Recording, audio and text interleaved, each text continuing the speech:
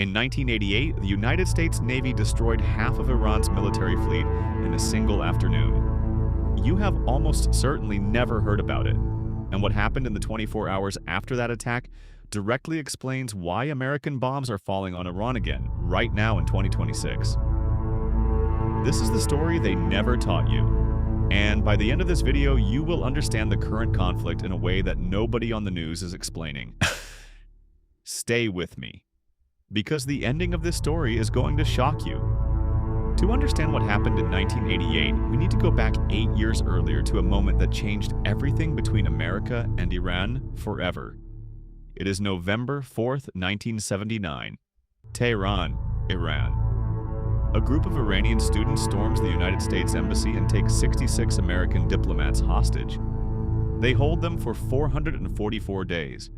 The images of blindfolded Americans being paraded through the streets play on television sets across the United States every single night. For Americans, this is not just a diplomatic crisis. It is a humiliation, a superpower brought to its knees by a revolution it never saw coming. And the man who watched all of this helplessly from the White House, President Jimmy Carter, loses his re-election campaign largely because of it. The hostages are released on the exact day Ronald Reagan is inaugurated, January 20th, 1981. Some historians believe this was a deliberate message from Iran to America. If it was, it worked. Because from that moment forward, the relationship between the United States and Iran is not just political, it is personal. And personal grudges in geopolitics have consequences that last for generations. Now here's the first thing you need to understand about what comes next. America and Iran were not always enemies. For most of the 20th century, they were allies, close allies. In 1953, the CIA helped overthrow Iran's democratically elected prime minister and install a monarch, the Shah, who was friendly to American interests. For 25 years, the Shah ruled Iran with American backing, American weapons, and American money. The Iranians who overthrew the Shah in 1979 were not just rebelling against their king. They were rebelling against America's hand inside their country. This is the context that the news never gives you. And without it, none of what follows makes any sense. By 1980, the Middle East was on fire. In September of that year, Saddam Hussein's Iraq invaded Iran. What follows is one of the longest and most brutal conventional wars of the 20th century. 8 years, up to 1 million dead. Chemical weapons are used on civilian populations. Entire cities reduced to rubble. Now here's where America enters the picture in a way that almost nobody in the West is taught. The United States, still furious about the hostage crisis, quietly backs Iraq. Not publicly, not officially, but weapons, intelligence, satellite imagery, and diplomatic cover flow from Washington to Baghdad throughout the 1980s. There is a famous photograph taken in December 1983. Donald Rumsfeld, then a special envoy for President Reagan, shaking hands with Saddam Hussein in Baghdad. The handshake that history would later call one of the most uncomfortable images in American foreign policy. America was helping the man they would later call a monster, because in 1983, Saddam was fighting their enemy, Iran. This is how geopolitics works. There are no permanent allies, no permanent enemies, only permanent interests. Write that down, because it explains everything that is happening right now in 2026. But here's where the story takes a turn that nobody expected. While America was quietly helping Iraq on one side, members of the Reagan administration were secretly selling weapons to Iran on the other side. Yes, you heard that correctly. The same administration that was helping Saddam Hussein fight Iran was simultaneously selling missiles to Iran. The money from those weapon sales was then secretly funneled to rebels in Nicaragua, in direct violation of an act of Congress. When this was discovered in 1986, it became known as the Iran-Contra scandal. It nearly destroyed the Reagan presidency, and it revealed something important about how Washington actually operates. That official policy and actual policy are often two completely different things. The relationship between America and Iran has never been simple.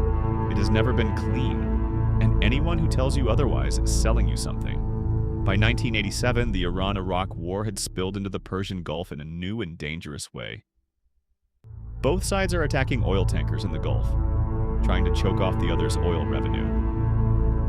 Iranian forces are laying mines across shipping lanes, attacking neutral vessels, threatening the free flow of oil that the entire global economy depends on. This is the moment America decides to get directly involved. President Reagan announces that the United States Navy will escort Kuwaiti oil tankers through the Persian Gulf under the American flag. Operation Earnest Will, the largest naval convoy operation since World War II, began in July 1987. Suddenly, American warships are sailing through waters where Iranian mines are being laid at night, where Iranian speedboats are attacking tankers in the early morning hours, where the line between naval escort and direct military confrontation is getting thinner by the day. The question is not whether something will go wrong, the question is when. And then on April 14, 1988, it does. The USS Samuel B. Roberts is a guided missile frigate sailing through the Persian Gulf on a routine mission. At 4:30 in the afternoon, it strikes an Iranian mine. The explosion tears a 21-foot hole in the hull of the ship. 4 sailors are seriously injured. The ship nearly sinks. It is kept afloat only by extraordinary damage control by the crew. In Washington, the response is immediate and decisive. President Reagan authorizes a retaliatory operation. It will be swift, overwhelming, and designed to send an unmistakable message. It is called Operation Praying Mantis, and what happens next, on April 18, 1988, is one of the largest naval battles the United States has fought since World War II. In a single day, in broad daylight, broadcast on live television, and you have probably never heard of it. April 18, 1988. 7:55 in the morning, American forces simultaneously attack 2 Iranian oil platforms in the Persian Gulf that have been used as military staging posts. The attacks are coordinated to happen at exactly the same moment, so Iran cannot warn one platform before the other is hit. The Iranians on the platforms are given a warning to evacuate. Some do, some don't.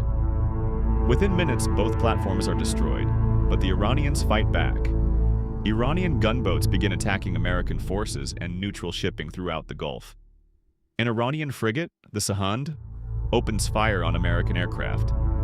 This is a decision that will cost them everything. The USS Joseph Strauss launches Harpoon missiles. Aircraft from the USS Enterprise join the attack. The Sahand is hit by at least 5 missiles and a series of laser-guided bombs. It burns for hours before sinking to the bottom of the Persian Gulf. Another Iranian frigate, the Sabalin, also attacks American forces. It is hit by a single laser-guided bomb that goes directly down its smokestack. The Sabalin is crippled but does not sink. American commanders, in a decision that would be debated for decades, are ordered not to finish it off. By the end of April 18, 1988, the United States had sunk or destroyed half of Iran's operational navy in less than 12 hours. American losses, 0 ships, 0 killed in combat. It is the most one-sided naval engagement since the Second World War. And in Tehran, in the government, in the military, in the office of Supreme Leader Ayatollah Khomeini, something shifts. Now here's the part of the story that the textbooks skip over completely. Because what happened in the 3 months after Operation Praying Mantis is the key to understanding everything happening in 2026. Khomeini had been fighting Iraq for 8 years. His military had just been humiliated by the Americans in a single afternoon. Iran was economically exhausted. The population was war-weary. And now the most powerful navy in the world was sailing freely through waters Iran had considered its own sphere of influence. On July 3, 1988, just 76 days after Operation Praying Mantis, an American warship, the USS Vincennes, shot down Iran Air Flight 655. 290 civilians dead. All of them are Iranian. The Americans said it was a tragic mistake. They confused the civilian airliner for a military aircraft. The crew of the Vincennes has received combat action ribbons for their service during the incident. To Iran, this was not a mistake. This was a message. And on July 18, 1988, 15 days after the shootdown, Ayatollah Khomeini did something nobody expected. He accepted a ceasefire with Iraq. He had repeatedly sworn he would never stop fighting until Saddam Hussein was brought to justice. He compared accepting the ceasefire to drinking poison. He said it publicly. He said it would be worse than death, but he accepted it anyway. Because Khomeini looked at what America had just done to his navy in one afternoon, and he understood something that changed his calculation entirely. He could not fight Iraq and America simultaneously. Not yet. So he stopped the war. He could pause, and he began preparing for the war he intended to win. That preparation has been happening for 38 years. And what you're watching in the news right now, the missiles, the naval conflict, the proxy forces across the Middle East, is the continuation of a strategy that Khomeini began in the summer of 1988 after drinking his poison ceasefire. Let's fast forward through the consequences, because this is where history becomes essential viewing for understanding today. After the ceasefire, Iran does not demilitarize. It rearms, specifically and deliberately. It invests in asymmetric warfare, the kind of military capability that can hurt a superpower without directly fighting it. Proxy forces, missiles, naval mines, influence across Lebanon, Syria, Iraq, and Yemen. The Hezbollah in Lebanon that America and Israel are fighting today was largely built and funded by Iran during this period. The Houthi forces in Yemen that have been attacking Red Sea shipping, built and funded by Iran. The militia networks across Iraq, built by Iran. Iran learned in 1988 that it could not fight the United States in a conventional naval battle and win. So it built a military capability designed to make a conventional victory by America meaningless. You win the battle, Iran wins the war. That is the strategy. Then in 2003, America invades Iraq and removes Saddam Hussein from power. The same Saddam Hussein that America backed against Iran in the 1980s. The removal of Saddam, Iran's greatest enemy, is the single greatest strategic gift in the history of the Islamic Republic. Overnight, the buffer between Iran and the Arab world disappears. Iranian influence floods into Iraq, into Syria, all the way to the Mediterranean coast through Lebanon. Iran has been trying to build this land corridor for decades. America handed it to them in 2003. General after general, analyst after analyst, has described the Iraq War as the greatest strategic blunder in American history. This is why. In 2015, the Obama administration negotiates the Iran nuclear deal. Iran agrees to limit its nuclear program in exchange for sanctions relief. For 2 years, it appears to be working. Then in 2018, President Trump withdraws from the deal and reimposes maximum pressure sanctions. Iran responds by gradually expanding its nuclear program beyond the deal's limits. By 2026, Iranian nuclear capabilities are significantly more advanced than they were in 2015 when America was inside the agreement. In January 2020, American forces killed General Qasem Soleimani, the architect of Iran's entire regional proxy strategy, in a drone strike at Baghdad airport. Iran responds with missile strikes on American bases in Iraq. 110 American soldiers suffered traumatic brain injuries. The pattern continues. Action, reaction, escalation. The same cycle that started in 1979 and accelerated in 1988 keeps turning. And now, in 2026, it has turned again. American and Israeli strikes on Iranian soil. Iranian retaliation across the region. American warships in the Gulf. Oil prices are spiking. Gas prices sting everyone who stops at a pump. The same geography, the same waterways, the same strategic interests, the same cycle. Here's the question I want you to sit with after this video ends. In 1988, America won the battle, destroyed half of Iran's navy in an afternoon. 0 American losses. A complete military victory by any conventional measure. And the result, 38 years later, is that Iran has more influence across the Middle East than at any point in its history. More proxy forces, more missile capability, more nuclear knowledge, more strategic depth. Every American president since Carter has used some version of military, economic, or covert pressure against Iran. Carter, Reagan, Bush, Clinton, Bush again, Obama, Trump, Biden, and Iran. Despite sanctions, despite assassinations, despite having its navy destroyed in an afternoon, is still there. still pursuing the same strategic goals Khomeini set in 1988 when he drank his poison ceasefire. So here's the question that history forces us to ask. What does winning actually look like? And has any American administration ever had a clear answer? I am not telling you what to think about the current conflict.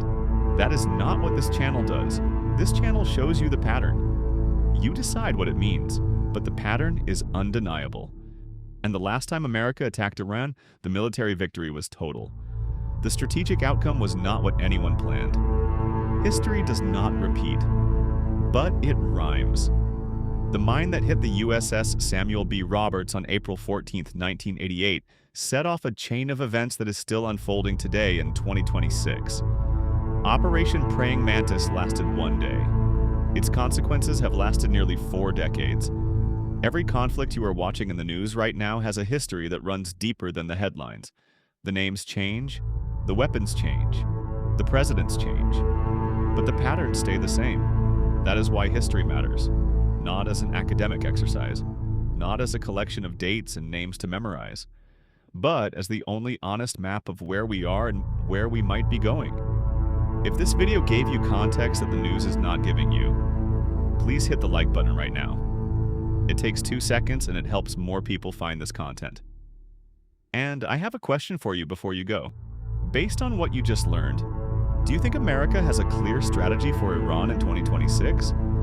Or is history about to rhyme again? Drop your answer in the comments. I read every single one and I will be in there responding today.